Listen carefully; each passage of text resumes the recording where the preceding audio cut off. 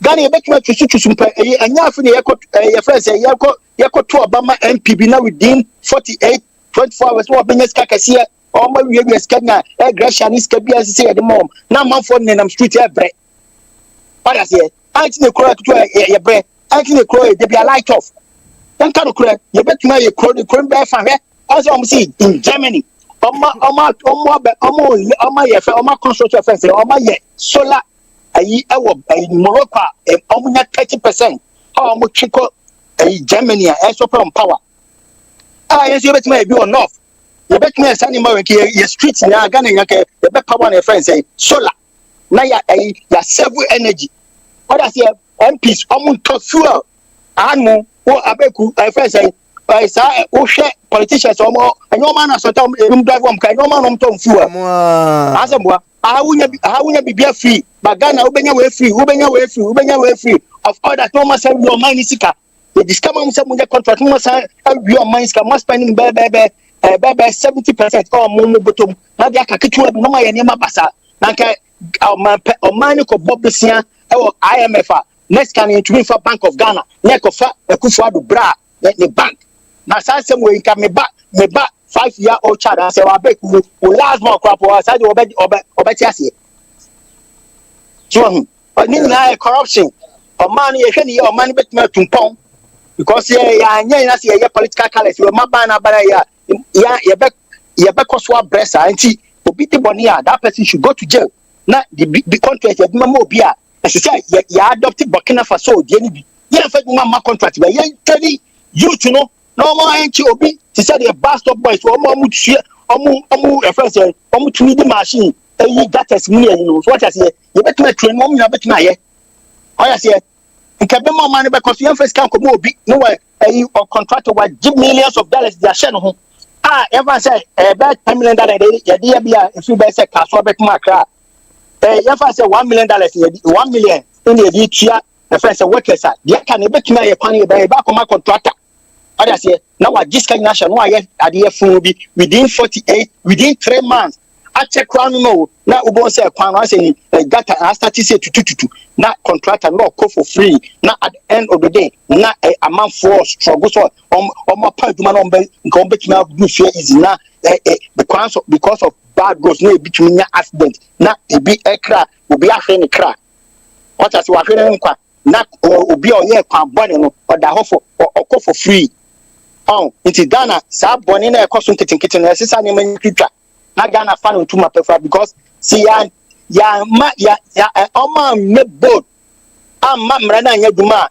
see ya na bekosa we beba no wabe ni ope noko we beba no wabe ni ope noko nti ne bi ma do beka say Ghana obi di boni a ye punish no na omani ya wo se nipa we say no yan skase no wi ai ya man nkoje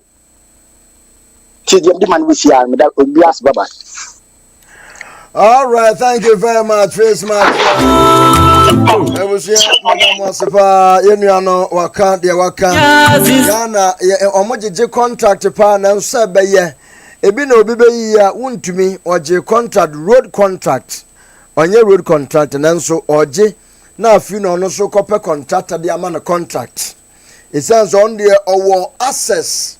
To become the friends broker into na so your road contractor on your road contractor na mo no koje a esan so no betimi enya tumi anwoden dia ginto nanim ko se mo fa contract no afi na okope contractor into contractor thief man robbing Peter to pay Paul ono koje no so akope contractor ene woku twa manfo kwan no woku tutu kota kakra na wo na aye mobomobo na fiwo na waye hoko ena mfuturo dware wo mo. This is what is happening in Ghana. Ena ye jai san nyoma we nyina to ho. Ena ye politics fo. Ye dey say your man no. Inti I am happy the president John Dramani Mahama kase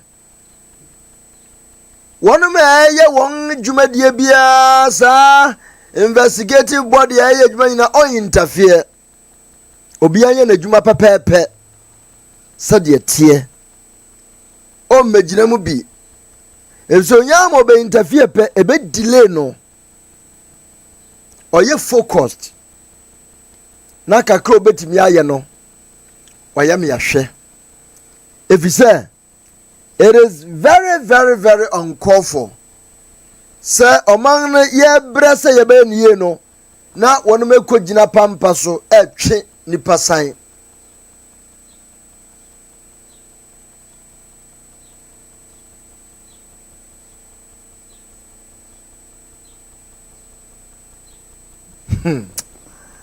all right, thank you. Oni pemu wana kumemuna. I refasem ewo disem nyine friba. Onya kupon bakom. Na brother that say welcome back, Brabe. Thank you.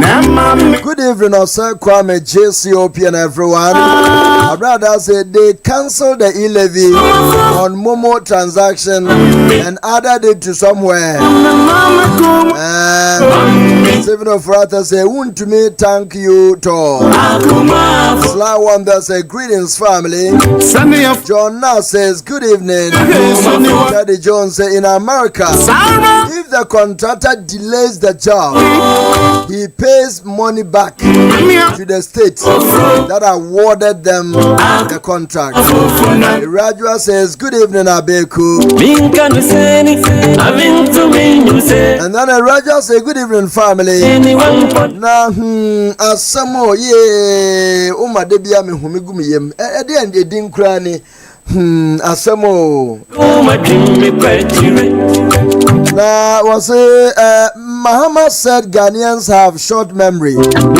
Now they've forgotten that NDC also didn't do any good roads, but now MPP is in the black pot. Everyone is stirring it with their spoon.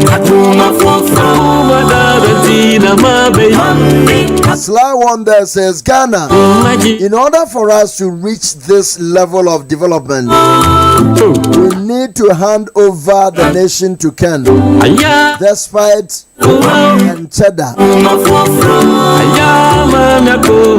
They can transform the country within a twinkle of an eye, just like Dubai. Steve Time says Ghana will not change. Sly Wonder said these three businessmen are really civilized and enlightened. See how Despite has built his automobile center with many attractions. And okra manfu dinner temo.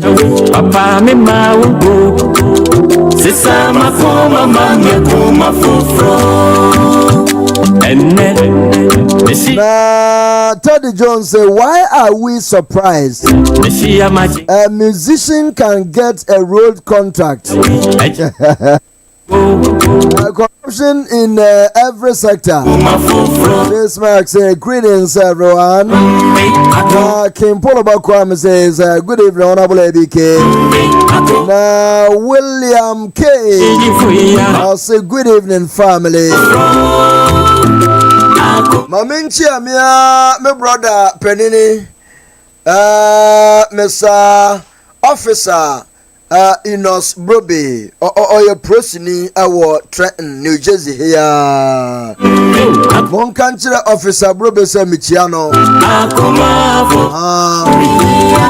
Yes, you are dear. Unamana, who said, which when I'm Trenton, Princeton, Plainsboro, Hillsboro, and in Imperial now, who's a police a pulua. Would you do abomidin? Obejao.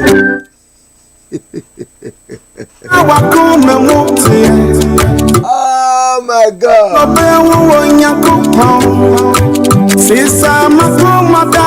Ode ahumi abomidin. Also Kings Jersey Radio and TV. Emitati pa obejao. Hello, good evening to you, Officer Enos Brobis. Thank you very much. Let's move on with the show. Now, Uncle Faceman said Ghana will be okay with our traditional leaders, not politicians. Now, Ofori Atta Stevens says this levy is for drivers and motorists only.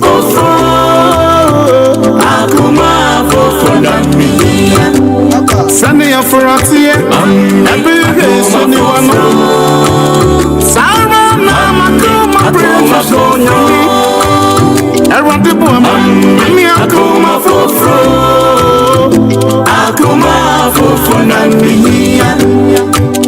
Minka niseni, avintu minyu seni. Minka niseni, wampone pete masie. Kami plasa, mi pe wanyangu po. Anso, akuma jimi kwechire. Chanusi, akuma na jiyo. Nagano, apema kongwa jiyemu. Enunti na rede, makuma yapo. Sisa makuma makuma fofro. Usha America, Ekwanya.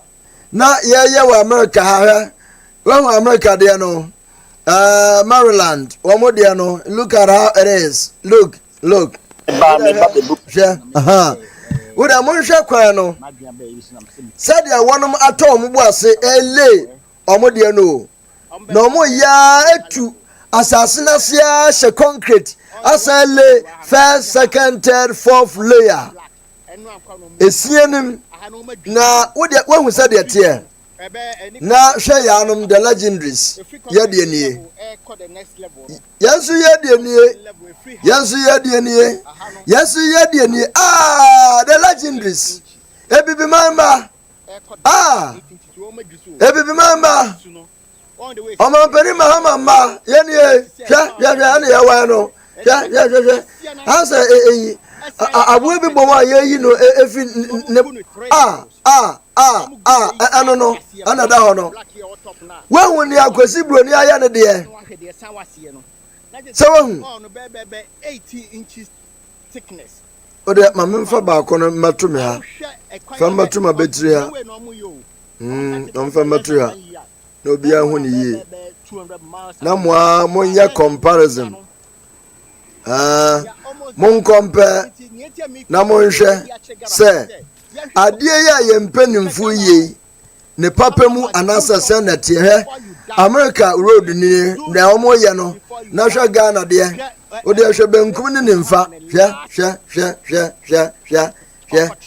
ni obi ye ne de o ni aye kura Ghana na ye duru ha kura nka ba ye first class o ngusu bi o kosibro ni de ya wadwiri si Ghana ye first class no eno kura nka ye fa hu dwane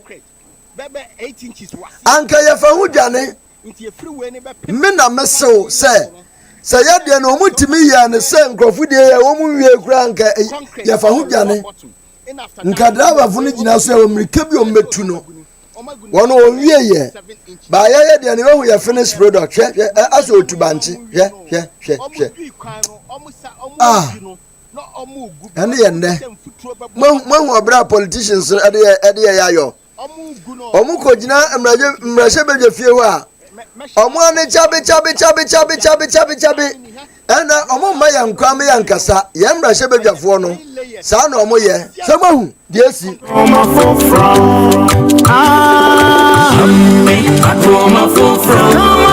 ane ya na se mahu die aba ya ne atete on the legendaries na obi akwaji sika twutwuru die poduo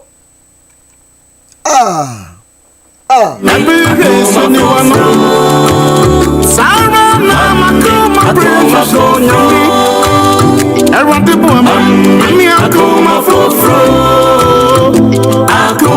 fofro na miya Minka niseni avintu minyu seni Minka niseni wampone pete masie Kami plase mi pe wanyangu po Anso Akuma dream kwetire. Trying see akuma na jiyo. Nayano apema kongwa jiyemo. Enuntina rede makuma yapo. Sisa makuma makuma fofo. Mami akuma fofo. Madarentina mabe. Mami akuma fofo. Akuma jiji. And so you see what is happening in Ghana. Near young politicians in Edeyayen. Ah, Adena Yemre. Yababre. Ebato wadianche. Yakako kwebeni onukpa mena fio wo. Ehin kokokokokokoko. Momina, come ame. No way you here. Come ame. Now, Sly Wonder said these three businessmen, okay, right. Teddy Jones said, why are we surprised? A musician can get a road contract. Corruption everywhere. Now, Faceman said, greetings everyone. Kim Polo Bakwame. Good evening, Honorable ABK. William K said, good evening, family. Faceman said, Ghana will be okay. And our traditional leaders, not the politicians. Now, Stephen of Furata says, this e-levy, this levy is for drivers and motorists only. Kimpola Bakwame, ABK is true. Is it true that e-levy has been replaced by ES levy? I don't know more cool to call Parliament. Mediana Mekase Bia said Yana Omampeni Kase already levies taxes are roa. Eda yeso no edoso nti oyibi efiso na se wo yibi na wo di bia beka ho de and when you crank your manage dada no because it doesn't make sense. That's a fact. Because yes taxes no doso nti we have to repeal a lot of them. And a way e-levy, way emission levy, way friends say oh betting tax. And away 1% D&D fuel. Inti bebre guodada. Inti anytime you make your mind to introduce another e-levy, it's just like way I am not being biased anyway. It's just like and I'm not supporting MPP. It's just like adiana who if you know. E yomo de na mfasu ni so. Na de awudi be na mfasu beba so anasa saying. It is either you reduce the percentage and now we from the webe yefuo and I want Sandy Biaba into Yabaka and say Ghana for Montromfa. We Edian Pan, you bet me a car for home. Ede Echucha, Aje NDC, Abai, Ewanya. We support President Mahama with that good agenda. Omambia taxes and the other building. Anyway, Yan shall say Bia. Essence we prove so all ya didn't your person says Canabape or the Kuram Puntujumu. Let's give him benefit of the doubt here.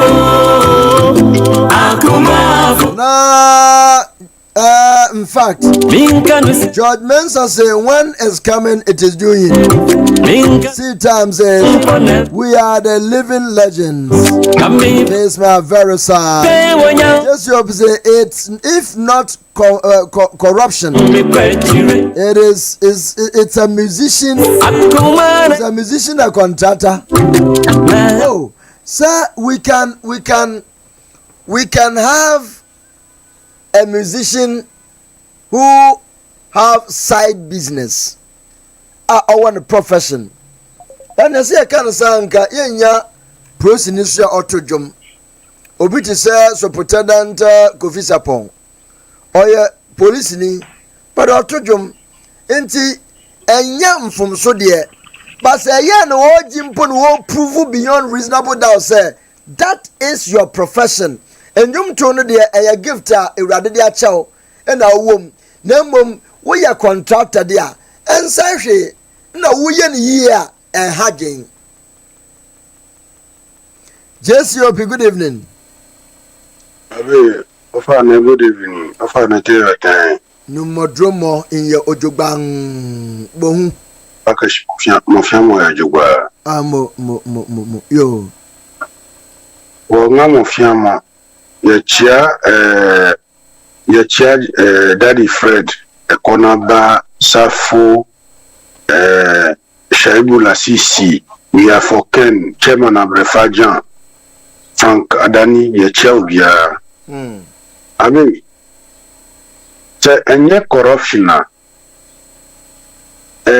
musician or your contractor na ana na America say ebeti ba say owo sa portfolio no e won na mom onya adwumanti musician no ndum to beti me aya na gift na so obenya contract ana abi the udi fitting work edi koma carpenter corruption afina onu kofa carpenter o udi fitting work koma carpenter afina onu be ko jefita ni obeye adwuma no na adenti na unfa fitting job no enfa ma fita ni in street na un service ka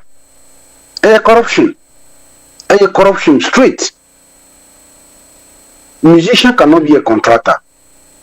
Ebia upemanu bibi ewo entertaining circle onu onimdie dada ewo mu. Ise enunti na ye road no omuntimi nye road. Udi road contract akoma galamseya. Obat otwa wi no nanu abetu dwa say wuntumi how do you call it impesetia nkawie oto anya na omudi kwa akra nkran because omu fis anya form na road na omu ajuri suru omu sisa na omudi akwa akra na omu basement na omu because omu fis good wo bibia wo e honti ebede na obeye kwan no ada onu ri ekwanu so a onya good wo mu obeye kwanu corruption nebeba corruption nebeba enunti na wuntumi antimi awie kwan because odri kwanu so bia ni machine no man dictation say good wo notie na wasanu mu ebede na odi quota abegusu angunu sugota because debia obeba bedrisu edi akọ amazement akọ uru ayi good no free onye kwan da enuna edi abesun pempenso ayewe aden contractors asan Ghana road contractors asan Ghana ye engineers me bri saudi man engineer kwan nim say onu de o engineer o hunim de dada onye intumi engineer oye galamseya wa command road contract obedi skanu oye galamseya wa command sikasa nkodo bro obedi skanu one kasa udi contract no man crown nim say want me here obedi enu yen fancy chen abe mi sisudia amawo anadwo pen won jaya ya jaya won tumi no yes omu mitibe condition bia yes bibi omu ye bibia otunfo ene di ni nansi mu ene ye jaya won tumi min kache wene na wontie yes min kache opem adan one say otunfo call how do you call it despite we munana omuja wuntumi one the mahama kan no mahama here in speech no the mahama kan want yes here say ada on your friend so be vice president on no reject here no one e convincing one e friend no say onkoye adwuma ye otunfo a anti otunfo be kan bibia kire mahama be ka say onye osuwa kan semo abe yenye smart kakra yenya mbofra o eye otunfo ene ka say no muma uyoko fonjai no so obibia mu fan kokot na emrani nendi bese mu yanu sa ebekwa koye politika na sikanu kra akoshi na akoye se ontu ya sikanu because ombeka se mu achi nu ya no wenti be mu di kokot na court sentence na court bet me freezing access ama na tia sikanu oh ɛno nti mungyae no ɛno na yɛ wɔ ɛma yɛ a yɛgyae wo ntumi nti ɛyɛ nwanwa sɛ otumfoɔ kɔɔ nkran na yɛgyae wo ntumi ɛyɛ nwanwa anyɛ nwanwa wow these are some of the things in China politicians no edi ewu no because of mutim say omu yewo obi wo ho a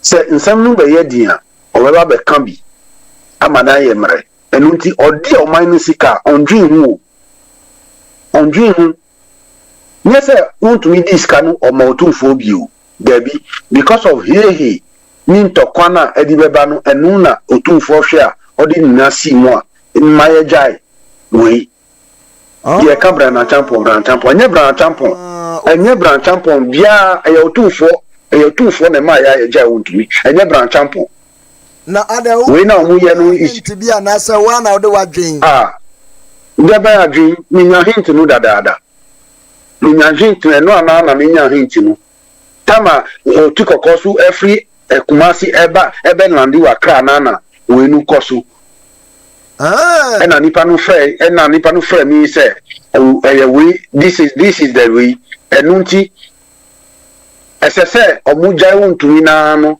special prosecutor san fa no we nyinaa ɔtumfo de ne na sisu sɛ moma emra mo fan court ti sɛ de yɛ ka no na emra ni na ndi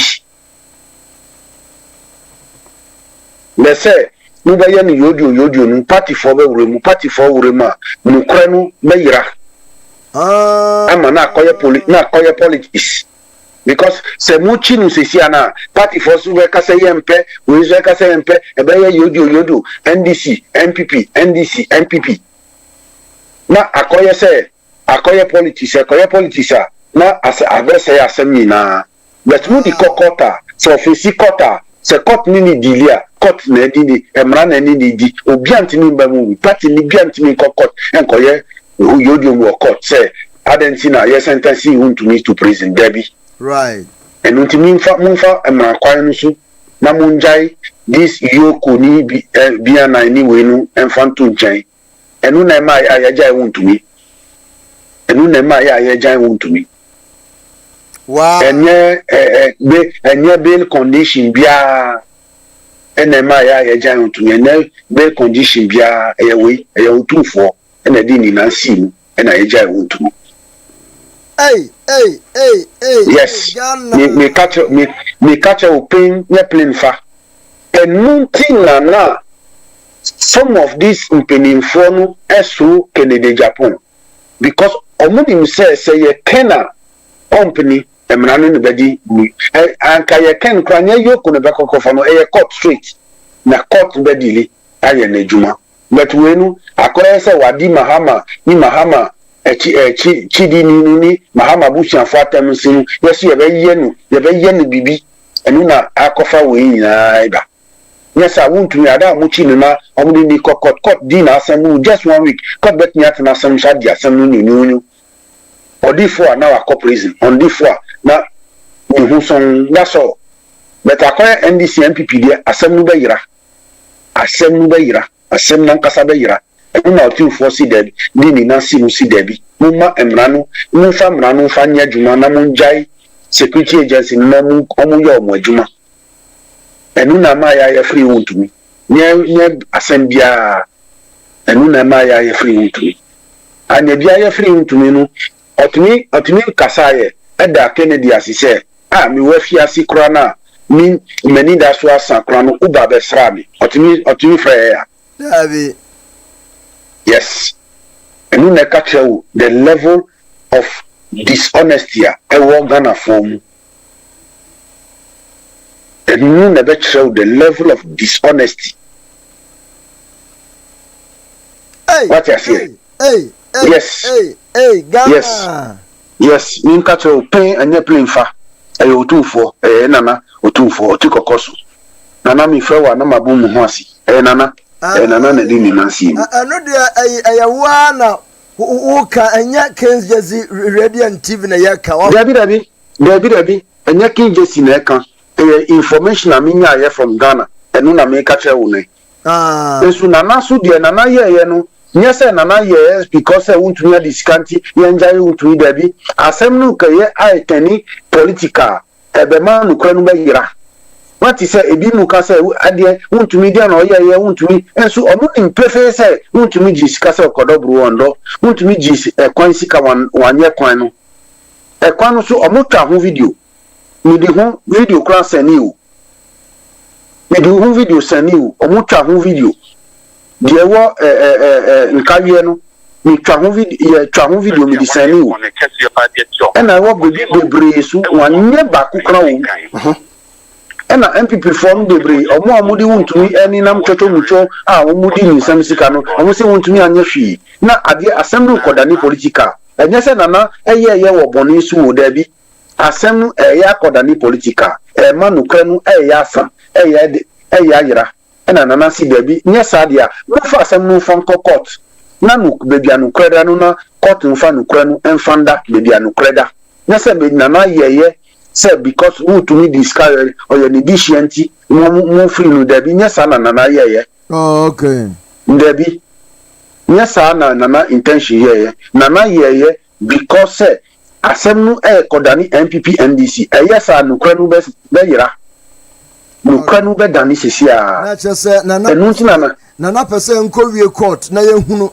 Yes, enko wie court so therefore na mu fa no emranu ndi. Emranu wuntumi di sisia na say sentence wuntumi a. NDC MPP ni be na ukakojina court. Say mu free wuntumi ma Debbie. Enu de court na adi na asem ena bibia provu se pefe se ekwana contract na uji enu anye you cause financial loss to the state you go to jail that's all but se mu ye no se mu keep no yoko too much national special prosecutor suwe fanu we suwe fana na akoda ni political say rich hunting what I say na akoda ni say rich hunting enu na ma ya na di ni nancy mo a e ma ya jai wuntumi yes they didn't meet any way bia they didn't meet any way bia yes document no mu GDC hokeke just for reference sake for reference enu anu no nana na ma ya jai wuntumi so that yoko for assembly omu prosecute or court omu prosecute or court na enkoye the state versus wuntumi yes NDC versus wuntumi debi because the way all you kunu kodani NDC versus wuntumi enyefe ekoye sa party for beka koye yodom na di ntoko fufuo so asaba yo all right just that's it mo medasi yo thank you very much. Thank you. Ebusia me pese yakohwa de ewo Parliament House wo na yeba yankohwe de wonomo yese susuampa se oman hu adwendwene pa na wonomo dwene anasa sen enetie. I just want you to have a feel of what is actually happening there right now. The course ni bi na yanhwa de na ubehu sampa yanomfo no mobile oh yeah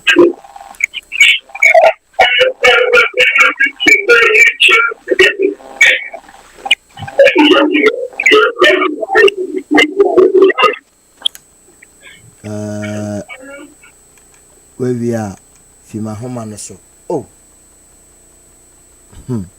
ensem bebre Ghana na yanhwe ya ya didn't say ya na in fact oyene aboyen na media minima de say ebeba ne sen e na oman a yatim no for about 32 years oman no so nya 68 years besinde ye de amanyosam e ma oman ne bre ene yen shedan nya leader also look ceasefire enough is enough because a democratic country we are building our country on democracy ni yesua manatra yen ntisi ye hu bebi a yemfa mu oman no ene ye nne Ah.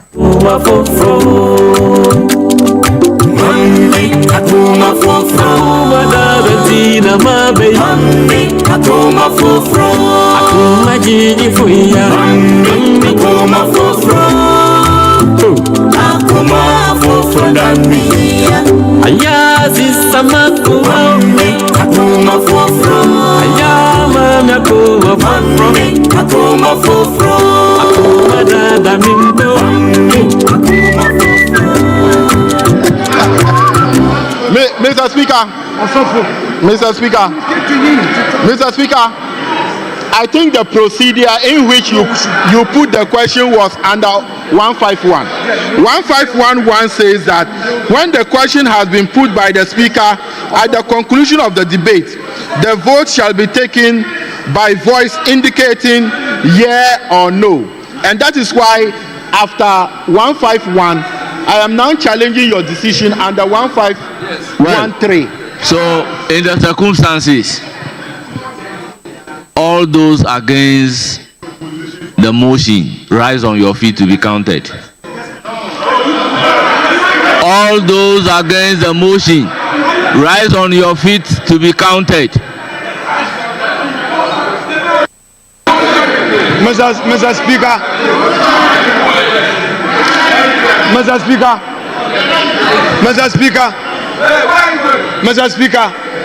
we in the Justice Abdullahi case, Mr. Speaker, in the Justice Abdullahi case,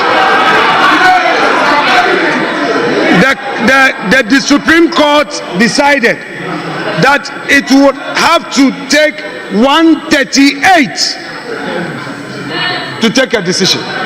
Mr. Speaker, if the majority, they claim they are super majority, if they have their 187, they should at least bring 138 now and take a decision. You don't have 138, Mr. Speaker. They don't have 138. Honorable Clerk. Come on, Mr. Speaker. All those against the motion, rise on your feet to be counted. So the clerk, I hereby order you to count them. Do your thing.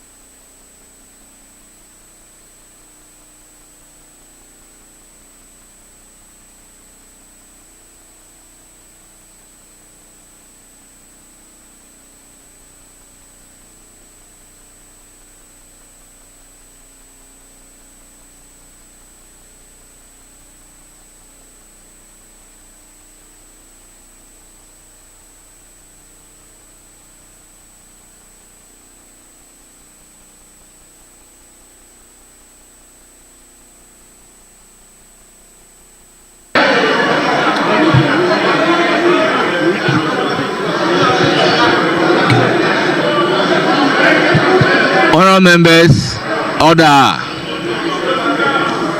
Honorable members, let me place on record that I am operating within the meaning of the rule. I was clear when I put the question that the ayes have it, and accordingly I ruled that the ayes have it. The Honorable Deputy Whip called for a head count, and the procedure for the head count is stated in Standing Order 152. Let me read. The Speaker shall take a vote of the House in the case of a head count by calling upon members who support or oppose the question to rise in their place successively. So the question is members who support or oppose. Therefore, I have discretion to decide whether members who support or members who oppose to be counted first. It is on that basis that I ask that members who are opposed to the application should rise and be counted. Instead of rising and be counted, they choose to walk out. So why will you call for a division? When they ask you to rise and be counted, then you walk out. Honourable members, let's proceed. The ayes have it. An act to amend the Energy Sector Levies Act 2025, Act 1135, to increase the rate of the energy sector shortfall and debt repayment levy in order to raise additional revenue to support the payment of energy sector shortfalls, reduce energy sector legacy debt, and stabilize power supply. Honourable members, the Energy Sector Levy Amendment Bill is read for the second time and accordingly passed. Duly read the second time.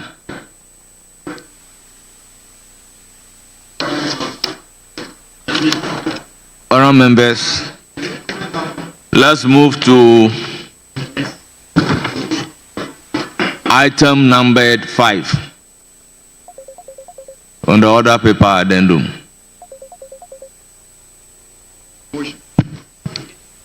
Right, Honourable Speaker, I beg to move that motion advertised as item 5 on today's order paper addendum be taken now. I so move. Honourable members, motion move. Any seconder? Mr. Speaker, I second the motion. Honourable members, motion move and seconded, and it is for the consideration of the House. This is a procedural motion. The question is, as many as are in favour say aye. Those against say no. The ayes have it. The motion is carried. Honourable members, item numbered 6. The Energy Sector Levies Amendment Bill 2025 at consideration stage.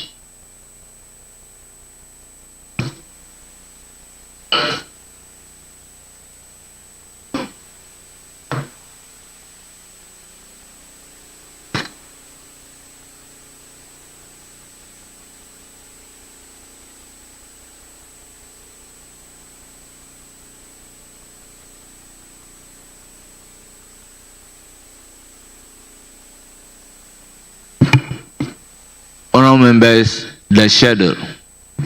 Schedule to Act 1135 amended. Yes, Chairman of the committee. Yes, we have no amendment. Honourable members, no proposed amendment from the committee. It's now for the consideration of the House. Is any member having a proposed amendment? There being no proposed amendment, the question is, all those in favor of the schedule being part of the bill, say aye. Those against say no. All members, the ayes have it. The schedule is ordered to stand part of the bill. All members, long title. An act to amend the Energy Sector Levies Act 2025, Act 1135, to increase the rate of the energy sector shortfall and debt repayment levy in order to raise additional revenue to support the payment of energy sector shortfalls, reduce energy sector legacy debt, and stabilize power supply. Chairman of the committee, any proposed amendment? Speaker, we have no advertised amendment. Honourable members, no advertised amendment from the committee. However, it is open. Yes, Honourable Haruna Idrisu. Mr. Speaker, I just took a copy of the act, the long title, to amend the Energy Sector Levies Act. I see 2025 there. Is that appropriate? Just want to assure myself. Thank you.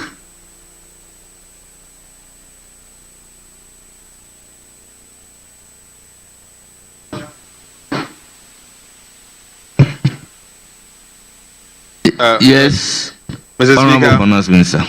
Mr. Speaker, during the 2025 budget that was read and passed some few months ago, we repealed the Energy Sector Levies Act 2015 and reintroduced a new Energy Sector Levies Act 2025. And so the rendition is correct. Thank you. Yes, honorable members, Act 1135 is 2025.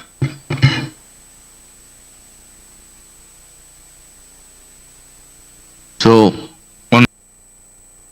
Yeah, first of all, what was that MPP for now, Soroko?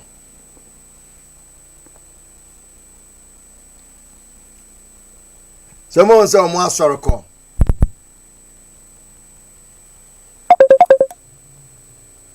Sir, Obia who say MPP for no more than a more Soroko. Someone who the Akoso. This is how we build a nation. Ghana. Yeah, Basso. Hello, good evening. Yeah, good evening, baby. Aha. Fifth time here. Yo, Mpacho to say. Oh, yeah, I'm not don't know who you're now, so. Yes, you're here, pa. Mo. Yeah. If we're concerning about me, you just played it, and I'm person me comment kaka. Yo, a kwanda ho. Yeah. In fact, Ghana, you're more. These politicians no more at the adrin a diago. So, more about power. More be levy, betting tax, emission tax. Emission tax, for example, new, but most of any problem. Aye. And can you say your common high? Not knowing say more the different taxes, but even there are taxes, yes, special import duties. I will have a problem still. I will but I quote you're blind in Kofu Bebri, Adrian and Koho. Every day, Ghana, say, MPP for it to me organizer and they can catch NDC in their hands. But yeah, MPP and Kasa, it jet them. So NDC here be crumpa, we can leave our problem and go and talk about them. It's Amugusu. This is what we will face. Most you had a levy for energy sector. 2015, what did the same thing by? Doom son too much. My side the baby. Mahama doesn't learn, but I don't blame him. Ain't gonna for near to Abba. You decided money about corner or banner. Fancy, you know, I know who injured.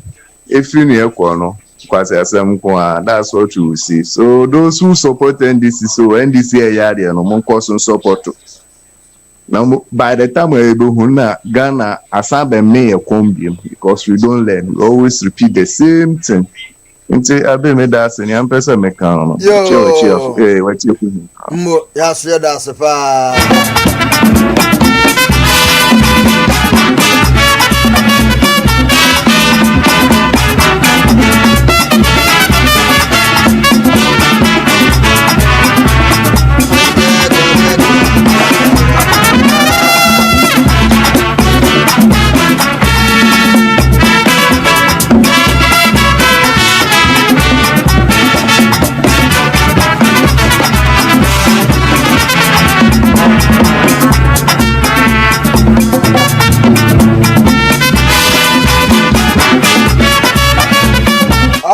Frank, good morning, good evening, good afternoon.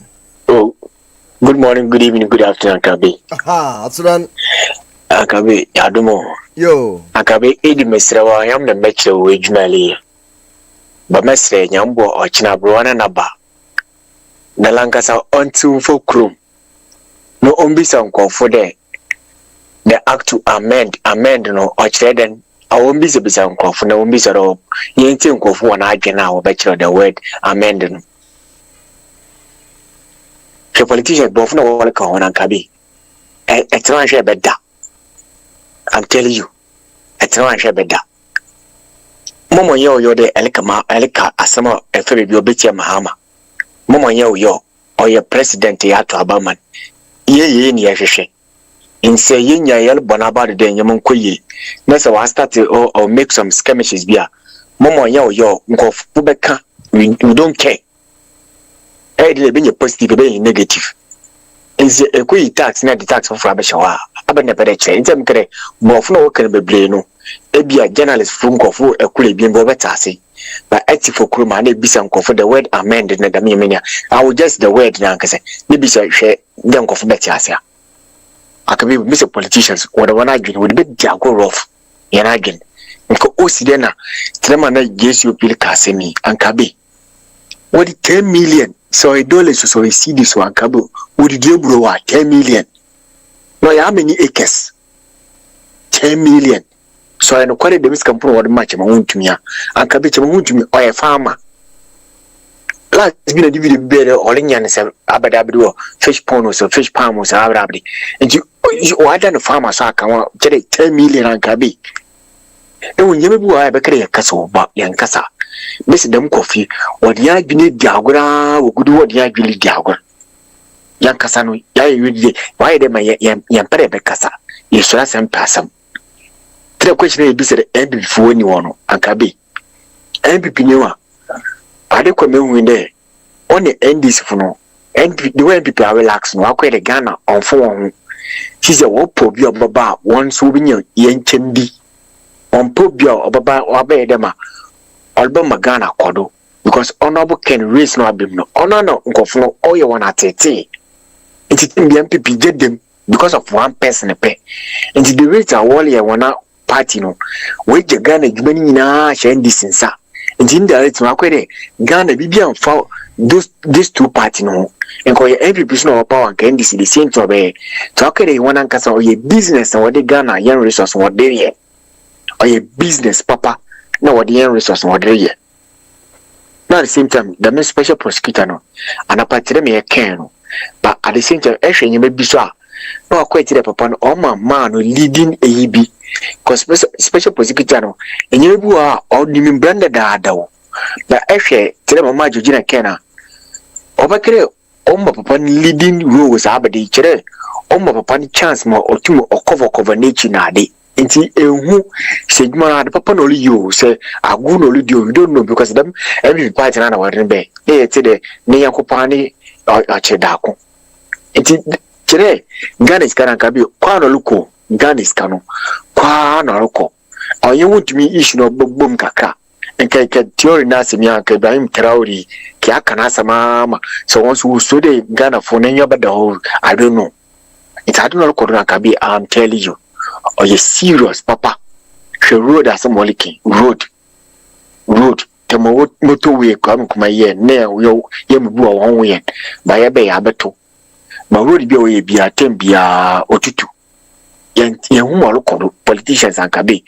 Momo yo Bahamas was starts no mistakes. Massa, Momo yo camp. No obiasun in Yandao. I'm not netting. Tankabi, how my face day. Na me if me point be kire me ka na e kwande ma masanaba yakoponish no oh me da simbo thank you.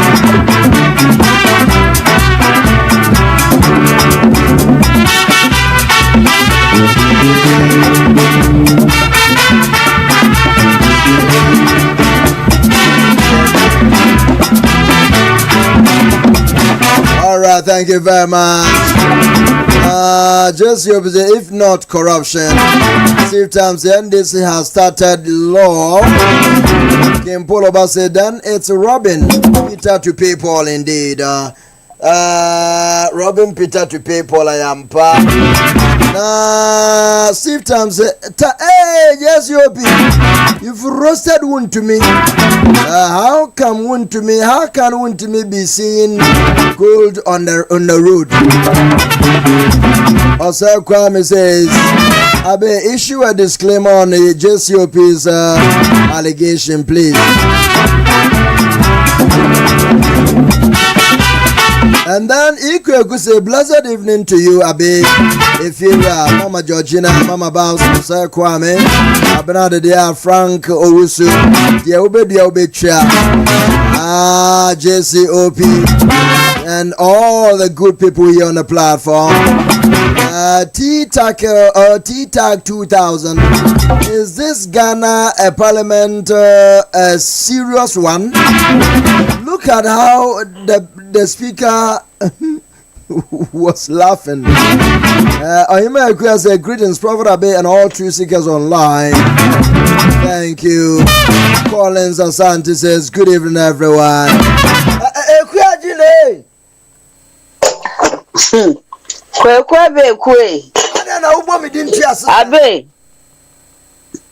Abe, good evening.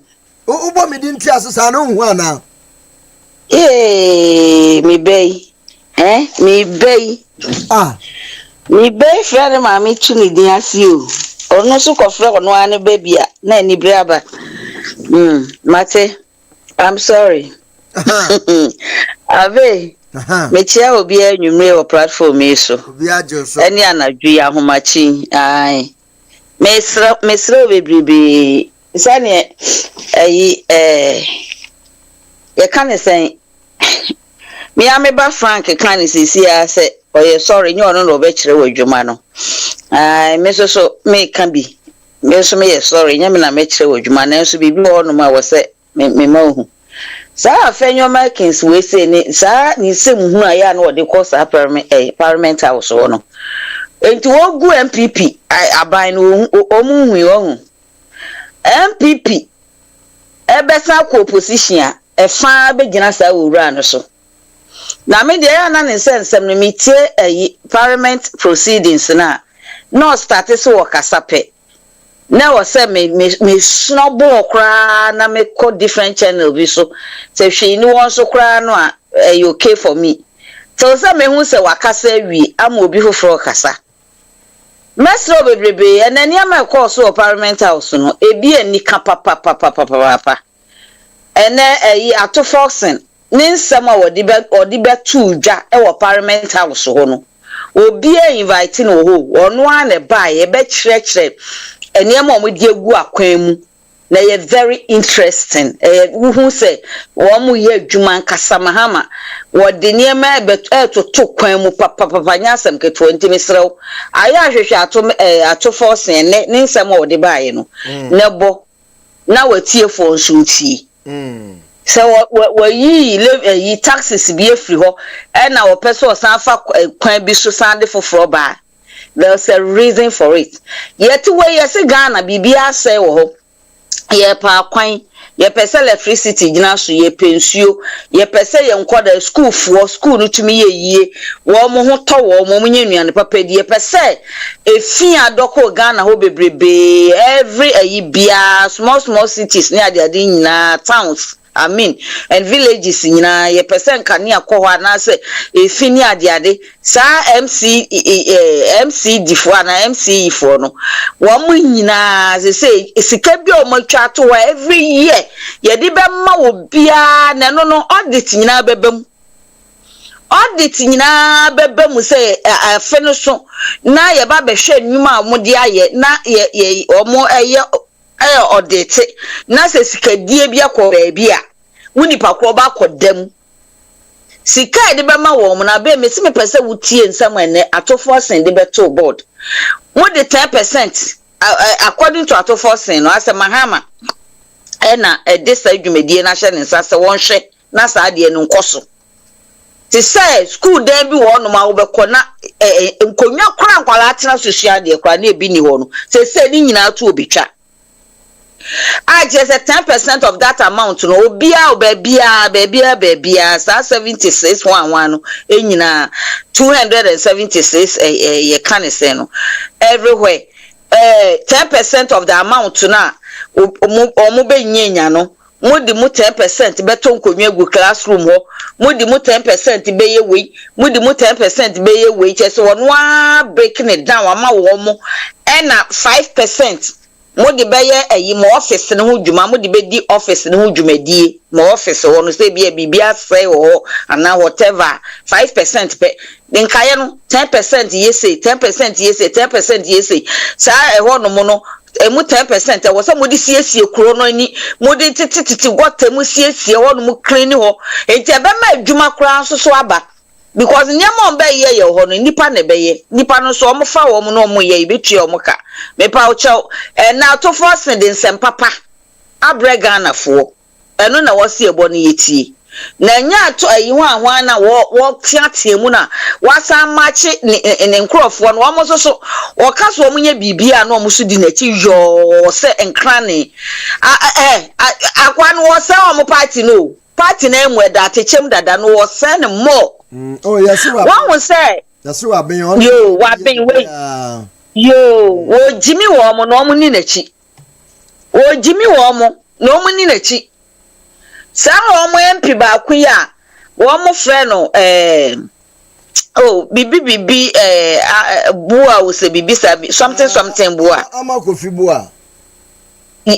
Yeah, one on NDC new, where a MPP Nina making, MPP ni.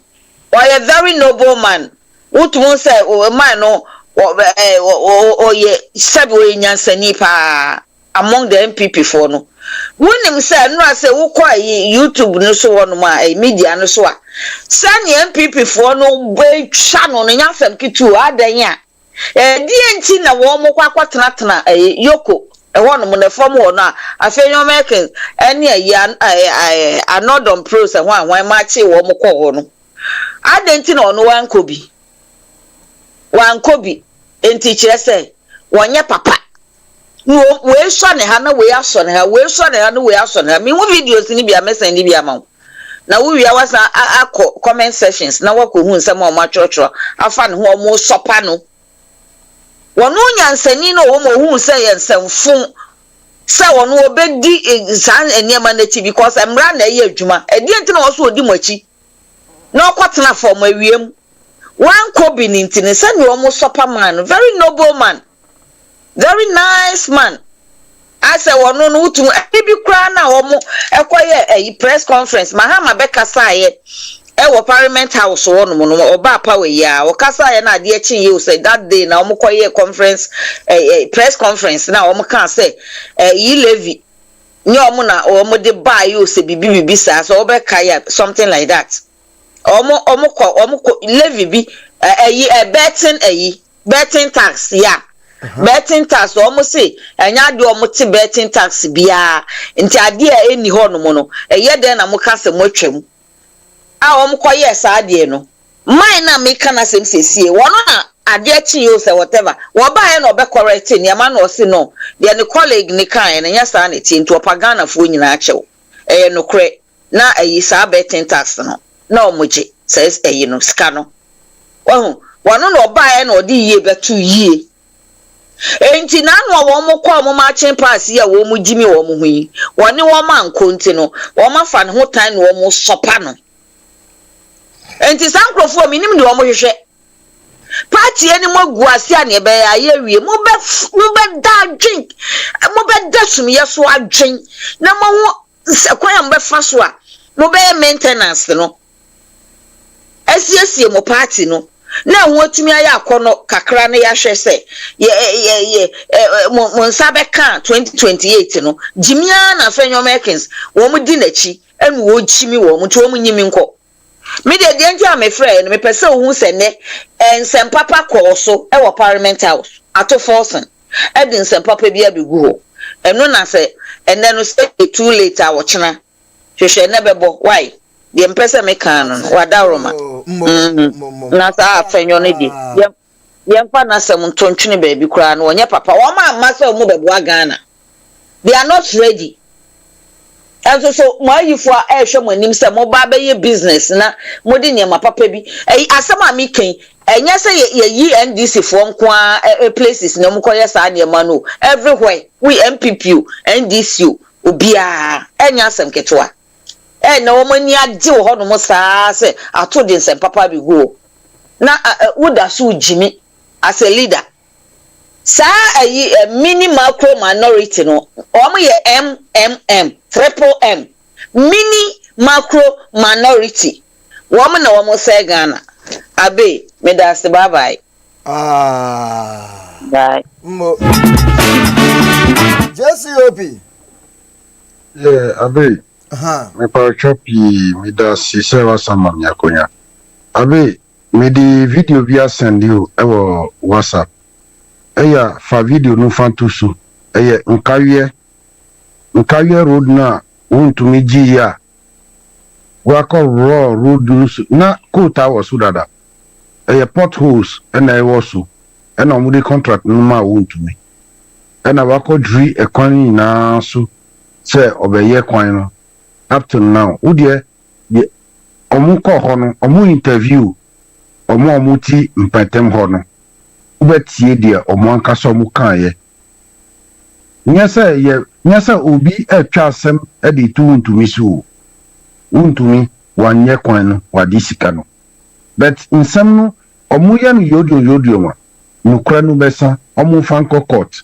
How say Mahama is slow to prosecute. Enu na ema ya Akufo-Addo ye nyina ye tan Akufo-Addo no. Because ye hun say NDC for disika. Everything has proven so more disika. Waba. One to me prosecute omu na che say usu unim say usu babe dibi.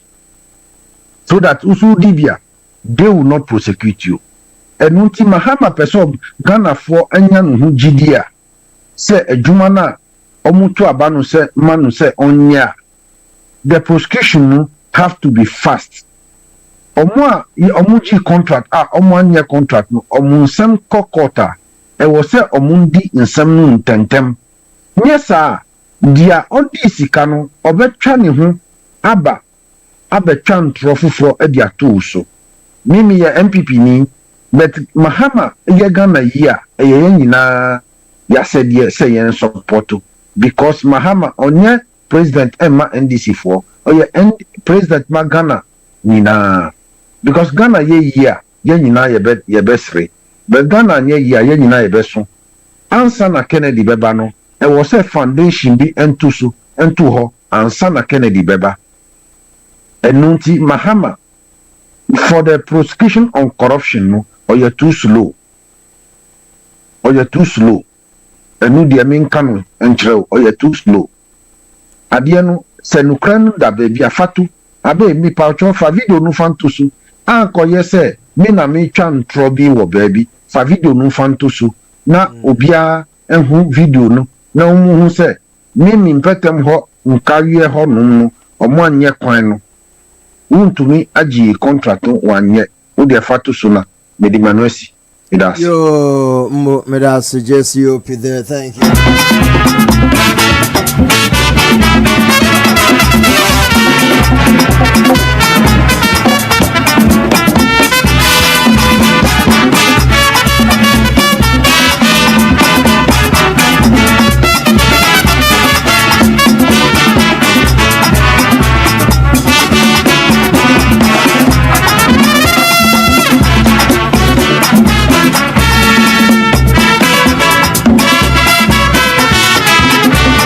All right, hello, yes sir.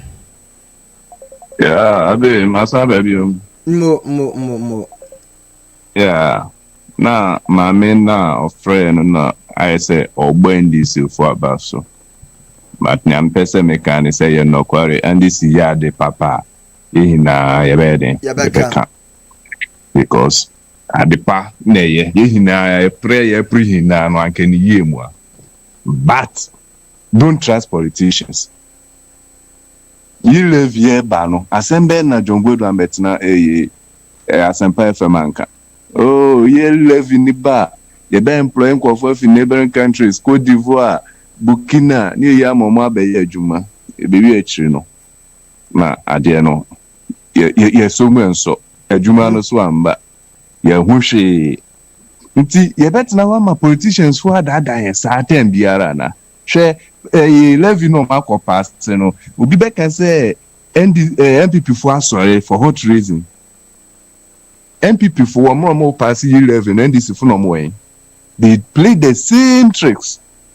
They keep repeating that tricks. MPP bar immediately say a pass bill. This bill no bank or more person more pass answer no be release won to me.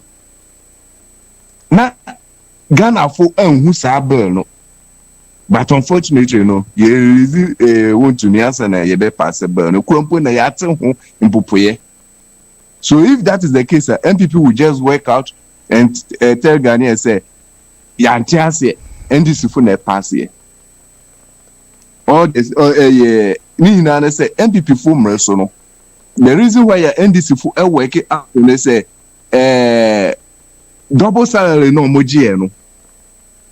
MPP were using it to sabotage them, blackmailing them. Say we'll go after you people. So they didn't have any option. Okay, see, sorry, what they are now more pass it. And at the end of the day, I'm more passive cyber no. About MPP so no. Maybe you better say be a ECG full containers na.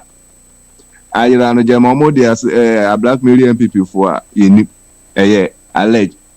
So yeah, but now I'm a politicians why then actually so I play this kind of tricks day in and day out. Then we yes so it's mamofo Rebecca we'll sit somewhere and support them. So the omo baba when him say we hear tax out the be juma am on mine enya nkwanim didn't na ko yi 11 no wo se hunyanko de na oye na enye 11 enye na mu de na ye nti wa bo ne de na ato agu na wo de na wo de ba na didn't na ye ha ye ho sa Ghana ye boye ho abrosa na ye den ana mo kire se aban no MPP ba mo wo mo nkofo mo de ba be discourse na MPP ndc so ba so abaye ku sa ku mienu no mo nkwa no mo gidi Ghana fokuro mpo ye to aban ye de ye hu ni fa so then who come and also defend them so omo yade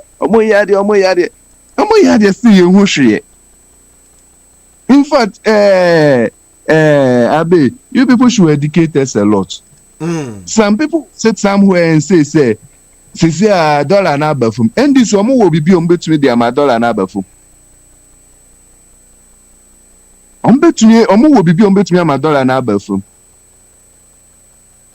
Economic war na so a favor check all the African countries all the world no if Ghana nkwana ni sika no appreciate ya.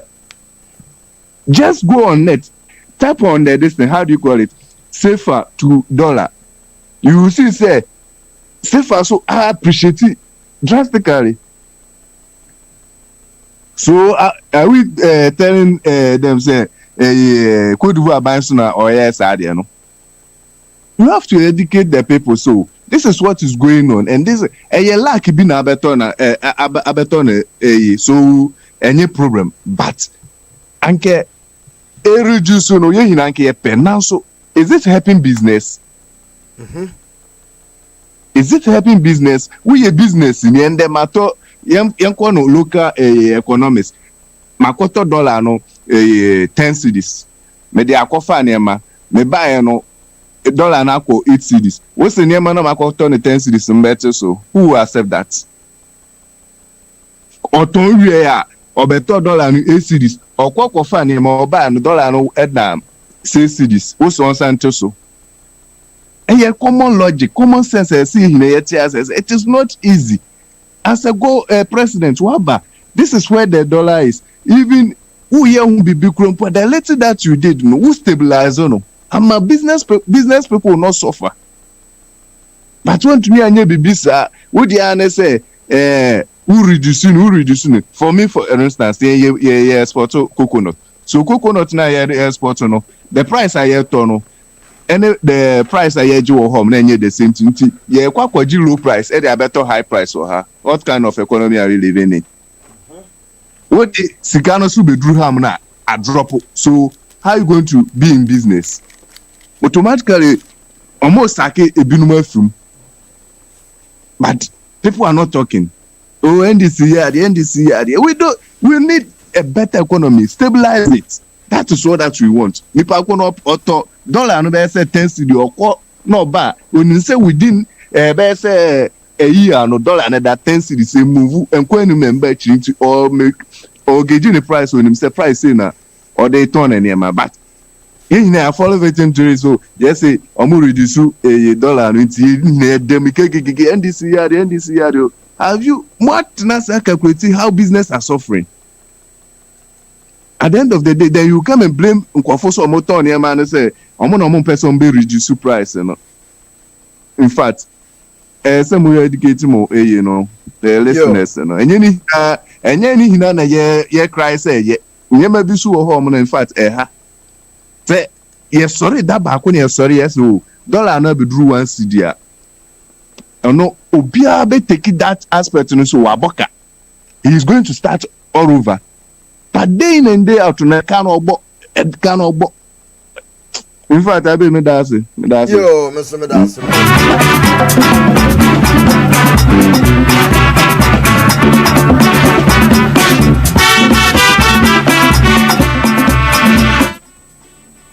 na yentie kakra na efi yentoa so o de wa check here so ma betuturu kra no ma ha mo gidi first na so mo say nkofo ne ma saa time no kra no mu se uyo bi kra na wo container bi kra wutimi se kwan na wo msi ye bebam enti wo mu dwamanfo ene ma kra guyo ewufu ana ede da kwan ne containers ba bi wo wa ne store bi wo kra mutimi tutu animu ene ade nya gi se wutu store ni free wo na ni nyina achi na yan ka ede nka yie mu ne se ja ankenya kwan no kra na at least anka babu kwan na amanfo mfudie nso na wo munya pade kakra nso a ni nyina so condemn okra.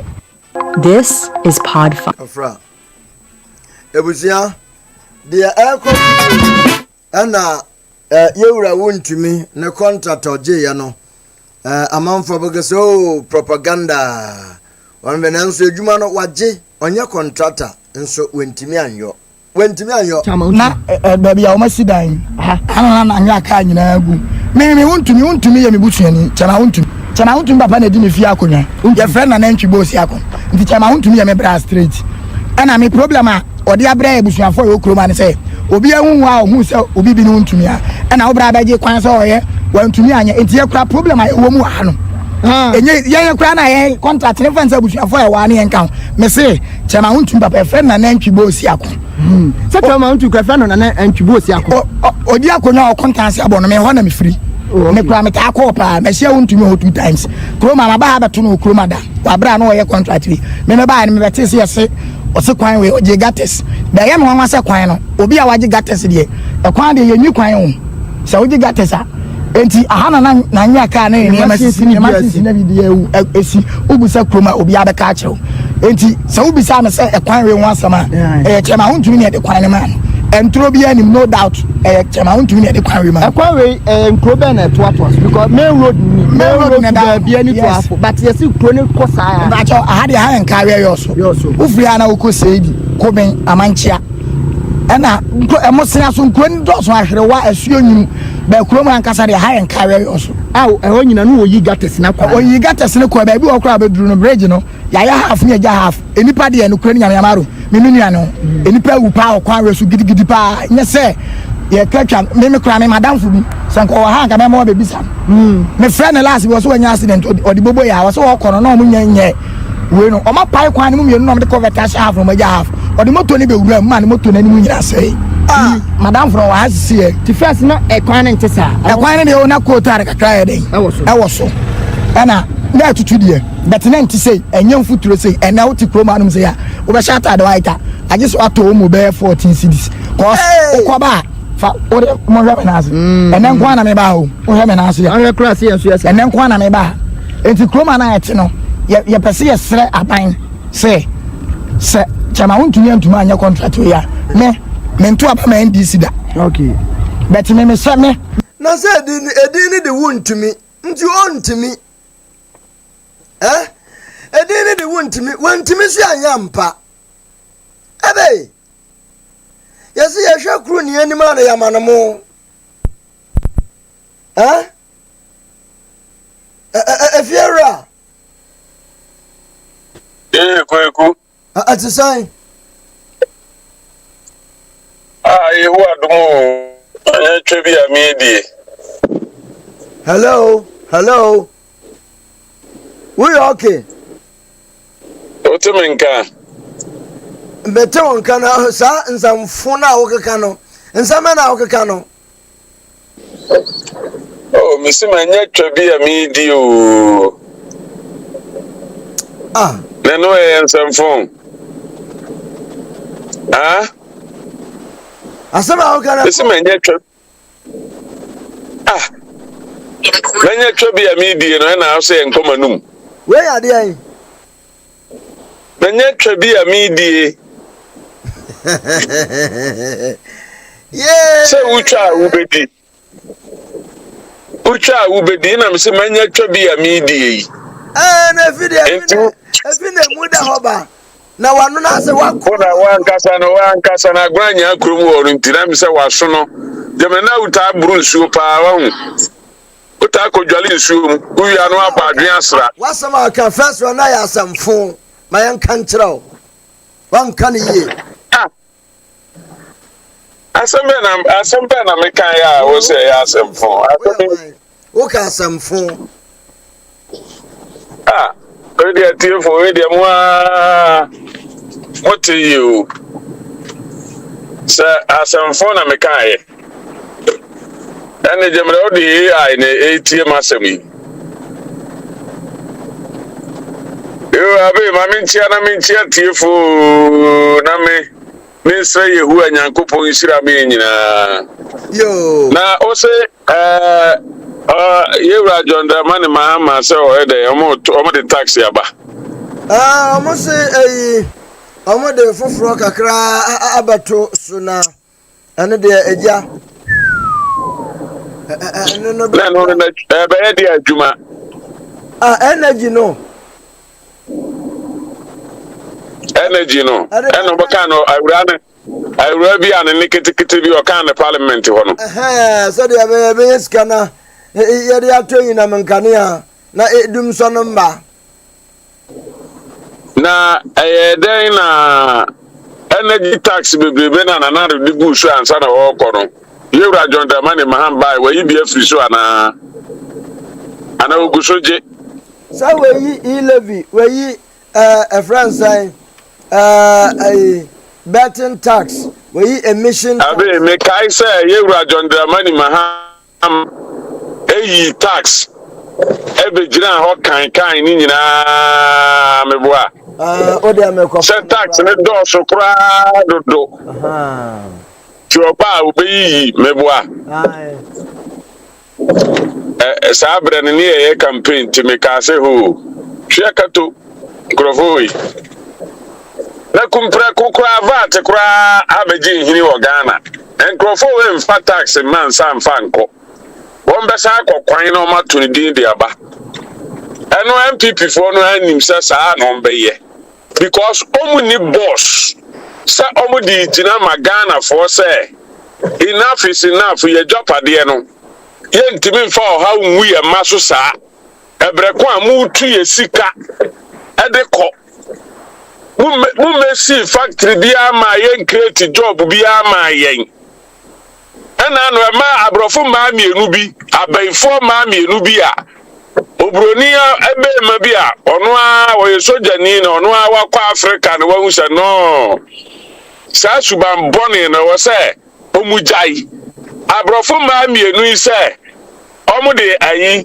no lo kwan aba Africa omu de dia sanitation omu de education aba eti eyepa na ana kware se enkrofo no omu culture deda ye de e ko hokotete wo mu omu mamamre ye ko ho no ma develop deda etinye ye ne ye ko kire of development na hwe ma no ene akwa no just omu nya ready say Africa de ye bede ye hu na se da bia meka se mu maburu nu a Nyankopon aye adom na social media ba na nyame aye adom amen koma ekoso White House Senate ba bia edadwa obi atie wo be hu no kura ne se abrofui eguso eslavien ama Italian Prime Minister Maroni abeka akachire Europe and America enyina say the issue no enye say mo plan say mo be move Africa for aba Europe na issue no ne say yabama Africa for a leave of sovereignty no mo de o mama mre no mama ne aye o madwuma na mo amuni na resource na nyame de ama wo no o de adi dwa no de develop wo mo ho Erona Georgina Maroni Italian Prime Minister or the two we are seeing in a catcher France for catcher Macron. Oh yeah, Ghana ni oh yeah babunu. Nasa utie and somewhere air costume na Bibia catcher will say oh yeah slave na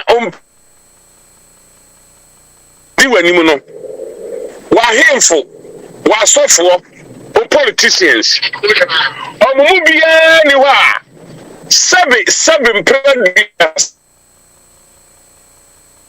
sunsumu a ewa atenka hohom afiri Ghana wo omuni bio efise omunyina som no aye Freemason sa som no enfiri Ghana eti abagana ene nananom amamra ni amane edi akon turn right eniti sa somno ama ya himfo ni ya politicians ni asofo na oboye Freemason fo no omu hu kura sa wo ye nipa wo because who ma operate omumu no e operate omu omu enslave mo edi mo masters eti wo god no diamond no ne wajopade na wasase ne so no a esese ko mu ne abrofo no kotenase a omugina nananem amamre ne amane so ade omu didi dwa no omu ni sa nyansa no because honhom ayo omu adwuma no ayo obroni honhom eti obroni ne command wom de obroni beka ene omu tie eti wo a wo ya babunu a wo ufri Ghana wanyini wabeko school wahuni ekoso wi ase social media ubre isu de ye nese wenu nyina chi ye foreign minister ebegina ho be kase odi Ghana mabunu ebe kwa buruchire amoma akoye adwuma wo ho nese wo ya babunu na wani age se o ba be ya adwuma Dabi me catch you prince nya djuma na obeye ya ton obeye slave obeka nkwa na nyina na waka wo kunkwasum enti nkwasom no a ya nananom Dr. Kwame Nkrumah eba ya obetena aburuchire a wo hu se dabi sankrofo wei ewia yen ade erechi omo ho emo ne omo ma no mu live better eti sana tie de ame komi krom na me se de ma betua no me de akoye adwuma na yesu yakan ho abom sa Africa fo na yesu ye de adwapade aboye ho bra se nipa nyankopon aboye ana ya nte ase ya hemfu ya ene akufu adenom sa atam anopa na ayi Milibia Bogano, say Waba Germany, Italian, Waba Germany, no, Casa de Bia, Mecasa, Name Pesame Trese,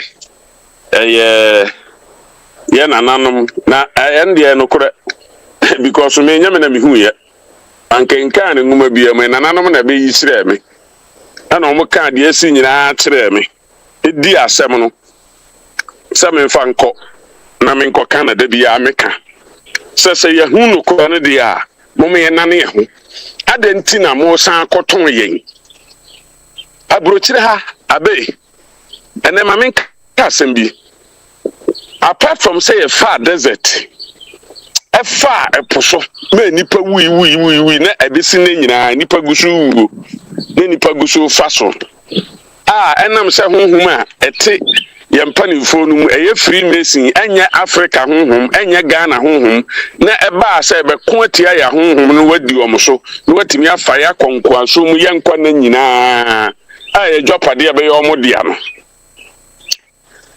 se wo ya babunu na se wa ma wani ama ho so na wa ni antum na wa antie na se ukodi nkrofo ya ti a me say abe woni ma ni mari me gu prison e wa bruchiri Ghana for Musa said dear Juma.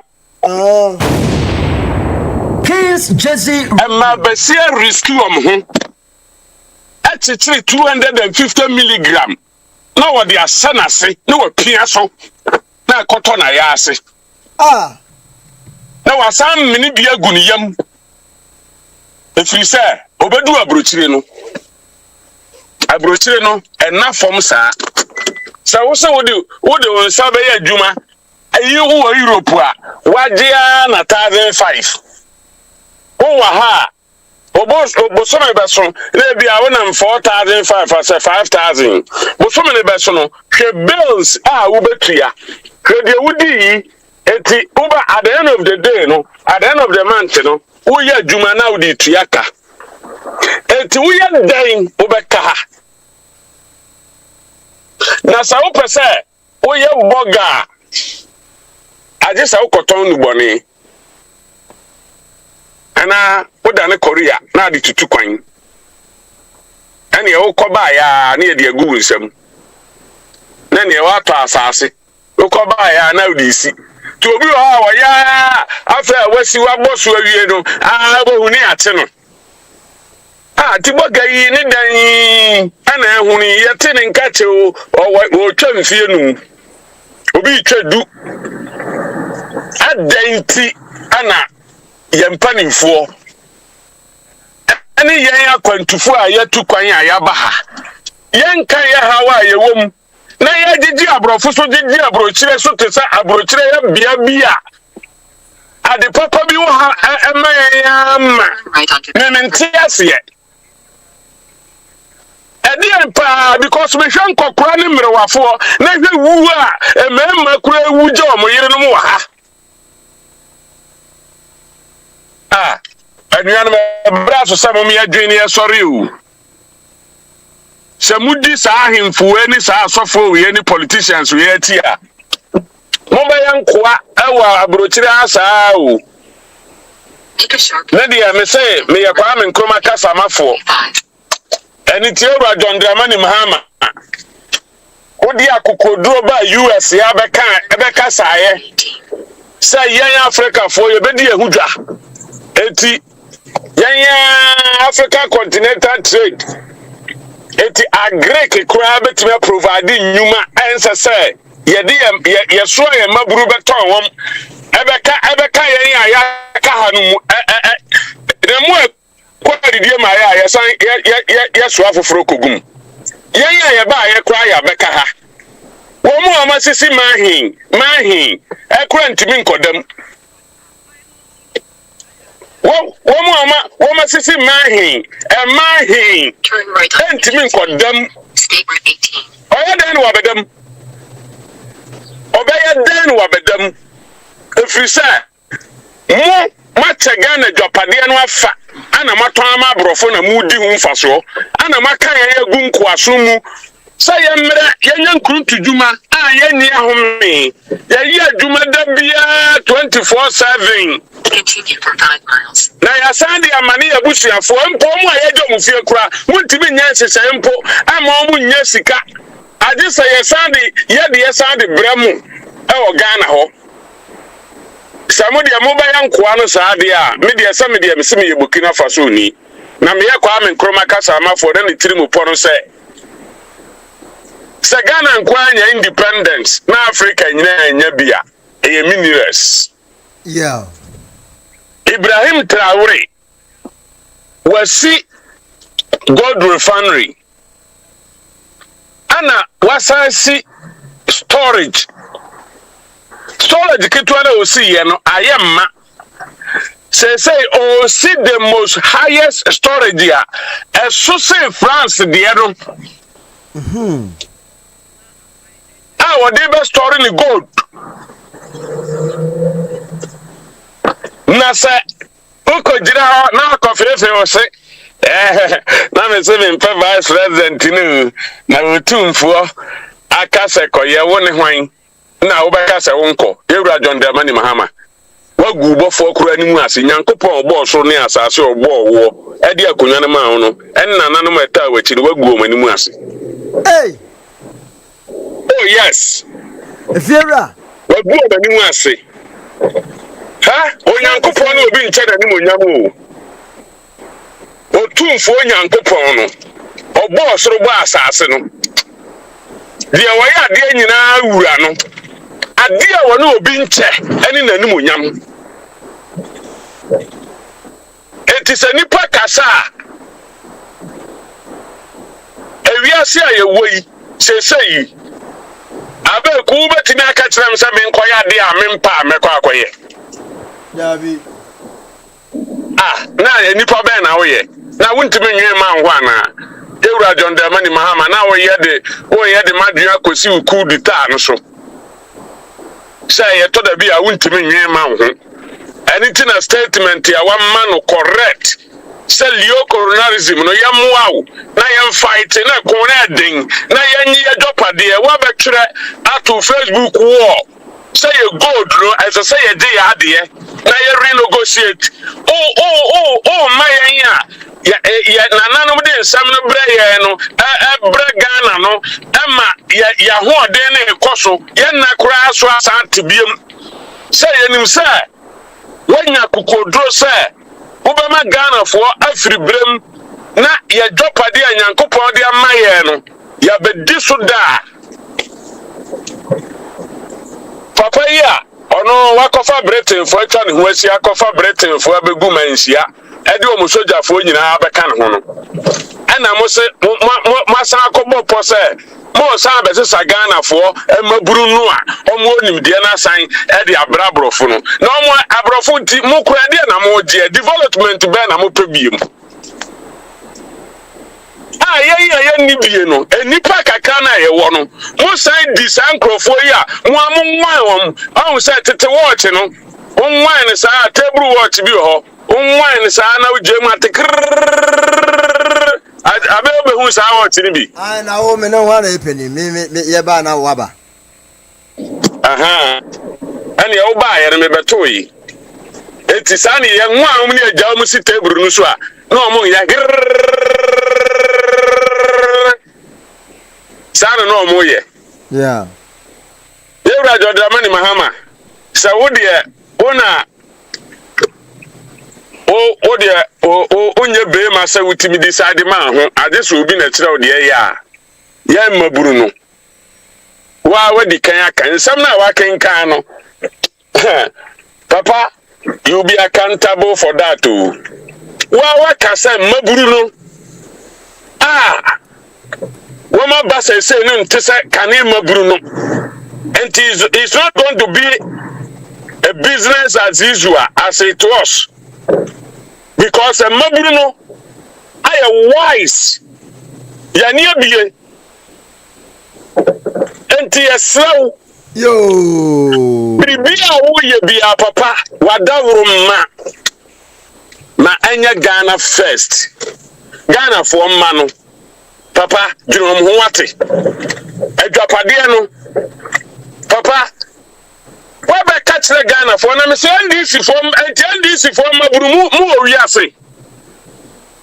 Eti papa ya be kanya asasam a ya so ya bie so akere mo say mo mi enkwai demonstration no na ya renegotiate contract na retimi nya scan kire o man mi abionyuma na munya binya na mo ntra mo krom na ma ya nkwa ameka ha na ba ya na ya ka o ani dia ni America kwa de to ka Europe ya say ha wani die mu 100 million times eti minia o Ewura John Dramani Mahama wo so ba bie nyuma maburu na nya bi aye wo so ba refine wo be say gold refinery 6 months na ba yi ya ba start ya hold accountability every sector wo ba kira djuma waye ye wo ba ye ene de eda wanim mu bebu hu contact re yen ye mejeja musabiem o ye mejeja musabiem etisamunim samunya ready a munya ready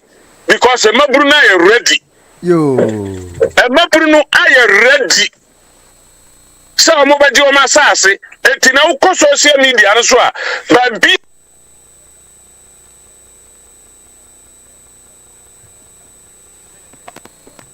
eti eso Ewura John Dramani Mahama ye barima na sɛ woma nyankopɔn ne nananom kwan a sɛdeɛ Joshua ɛde ne nan esi Jordan mu emu paeɛ no wɔn nso odo na si Jordan mu a emu ba pae nyame onhyira wo na ɔnka ho yewura John Dramani Mahama na ani tetefo na chi na emu hwɛ ne na amafo no na ɔmo ne wiase no ahenie ne yɛ ɔmo dia nyame nhyira yi nyina pia o.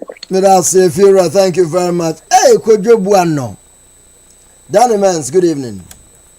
Good evening, Okwabe. I say no, Anuana of Ifira Kano. Wakanina. In fact, there is no situation in life that anybody has given freedom to another person. If you want your freedom, you have to take it. Freedom is never negotiated because whoever negotiates with you, they always want to have a stake of whatever the outcome will be. So if you want your freedom, there should never be a negotiation. You have to determine what you want to do and what you want, and let them deal with it. They started with slavery, and then they changed it to colonialism through negotiation.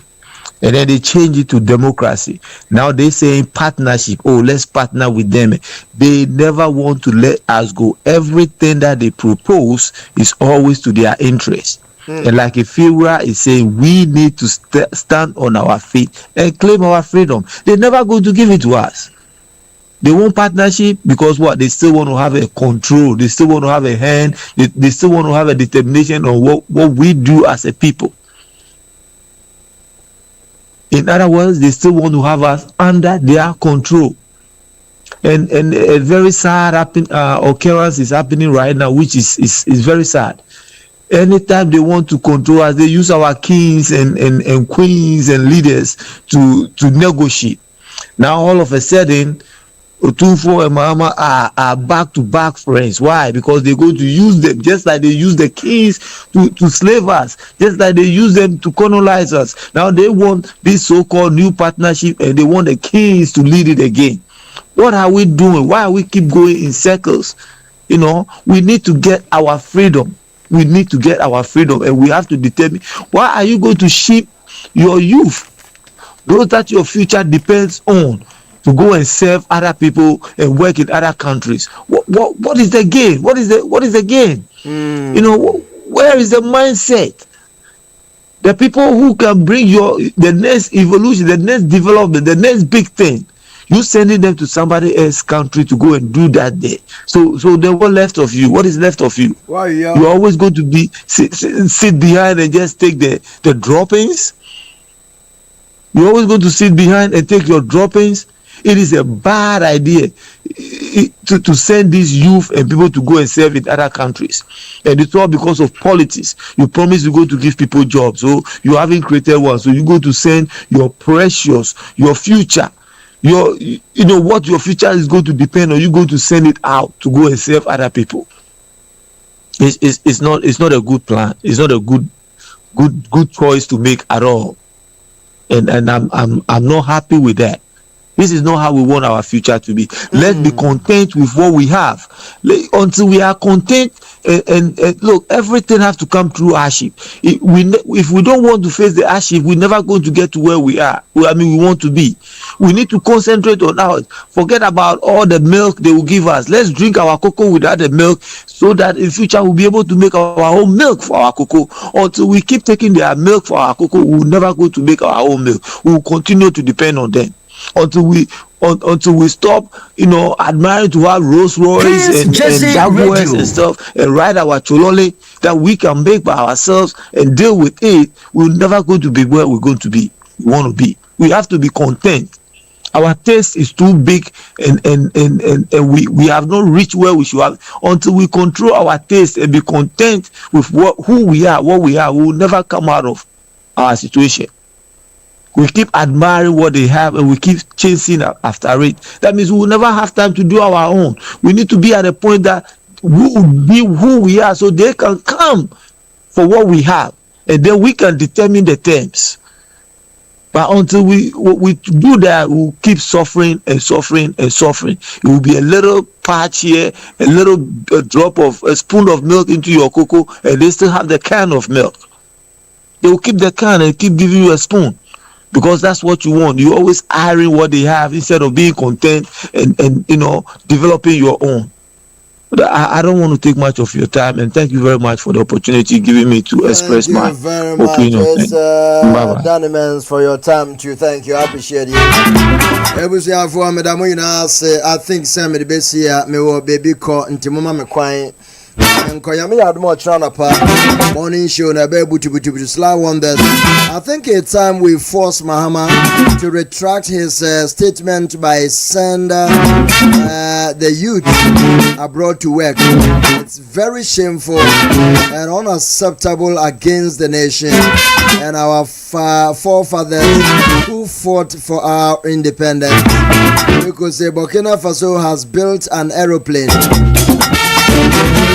Do you know the Burkina Faso, second to Tanzania, are building airplane? Airplane, yes, I got into me. You starting yache. Nemo benevuno omumu almost here they are near twice. Twice near to me. They don't even know how to go closer to them to help them expand what they are doing to become our own invention. They don't know. Nti ya dia no ni abroni aye na papa ya forget nti dia mo edika ndika nko ya wiawia sa ya me adom na ebre no so a ode ye de bebre yen ti mo wiawia ebusia da mo asim de mo asi makwa mo bia ba kan ya umpa kirebe ana mo bisu no bia ye wo mi boni aya oh na Rikus, thank you abnadeda. Thank you. Min can messages na dia sa. Me ko baby ansana mabada na 5 a.m. asabe tuaso. Like I said, I wish I'm always here, stable, live, doing it for you. Now that it's home, sorry I'm not about air. Nti masra mo fancha me na menko ya me yaduma ochra na pa ye besan edi ehia. Ewrade nhira mo ate. Se munya bre na mo betie. Na mo wadwene se mo be contribute na yaboa ma Ghana mpenifu se wotie ye papa nyame ya adoma wo chena anapa ye ne lawyer amache ebedi nkomo se mo yim lawyer amache nsem bi epiepie na lawyer agepre se woni ebedi nkomo. Stay tuned. God willing, tomorrow we talk. Bye bye.